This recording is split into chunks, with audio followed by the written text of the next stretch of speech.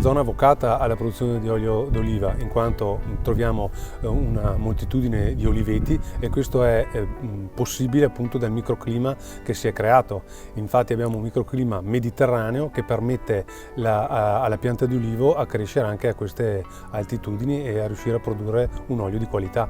Qui è la parte più a nord dell'Europa in cui si riesce a produrre oliva. Caratteristiche dell'olio del Garda, diciamo, è un olio fruttato, è un olio che diversamente da altri è molto morbido e caratterizzato appunto anche da un retrogusto di mandorla. Hanno delle caratteristiche a seconda di dove viene coltivato leggermente diverse, ma questa è la sua caratteristica principale. Gli olivi sono sul territorio da millenni e le famiglie che si trovano, diciamo, a vivere sulle sponde del lago hanno portato avanti nei secoli, diciamo, la coltivazione di questo frutto e di queste piante.